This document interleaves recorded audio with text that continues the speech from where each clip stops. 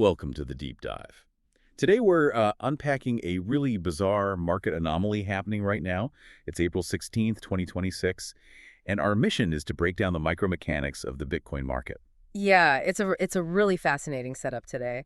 You've got this massive institutional accumulation, but also like really severe short-term profit taking at the exact same time. Exactly. And we're going to figure out why a market with perfectly bullish conditions is suddenly, hitting an invisible ceiling.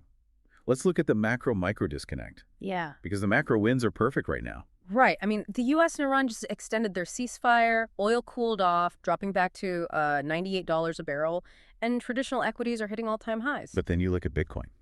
It tests $75,499 and then violently rejects down to around 74,650. It's like trying to sprint with a parachute on.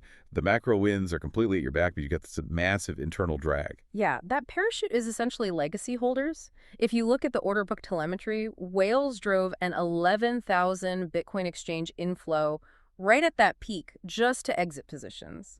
Wait, 11,000 Bitcoin just hitting exchanges at once? Yeah, massive dumping. Because short-term holders who bought during previous dips they're using this macro liquidity to escape. Their average break-even is sitting right around $76,800. So every time we push up near there, they just dump to get out whole. Exactly. They hit that break-even and just flee. But what's really interesting here is the structural handoff taking place. Right, because the floor isn't collapsing. If whales are dumping thousands of coins, someone has to be absorbing all that supply. And that brings us to the institutional vacuum. Wall Street is literally vacuuming it up. Yeah, spot ETFs just saw 186.1 million in net inflows in a single session.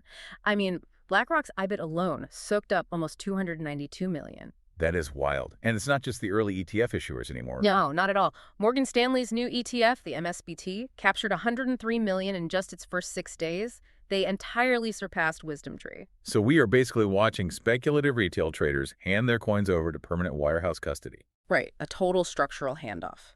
And while Wall Street secures that supply, governments and lobbyists are aggressively clearing the runway for them. Yeah, let's talk about sovereign adoption for a second. South Korea is officially piloting blockchain deposit tokens for government expenses now. Which is huge. They are completely bypassing legacy rails like Visa and MasterCard. And meanwhile, in the U.S., crypto super PACs deployed $8 million to unseat Senator Sherrod Brown in Ohio. They're using a $200 million war chest to neutralize any legislative adversaries. But let me push back here for a second. Sure, good. If Wall Street and these governments are fully integrated and everything looks flawless, what is the actual weak link right now? Well, the underlying base layer is incredibly secure, obviously. But the peripheral access points, those remain highly fragile. Look at the Cowabunga swap exploit. Oh yeah, that DNS hijacking where $1 million was drained. Exactly. It was a legacy Web 2 vulnerability. The smart contracts were totally fine, but threat actors intercepted the traditional internet routing we use to access them. So the doorway was broken, not the vault. And then you have those centralized DeFi failures, like World Liberty Financial, having to force a 62.2 billion token lockup. Yeah, they had to do that to prevent total liquidity capitulation, which just shows that while the core network is being permanently institutionalized, the DeFi periphery is still, extremely experimental. Right. Which brings us to the main takeaway for you listening. The asset class is structurally transitioning.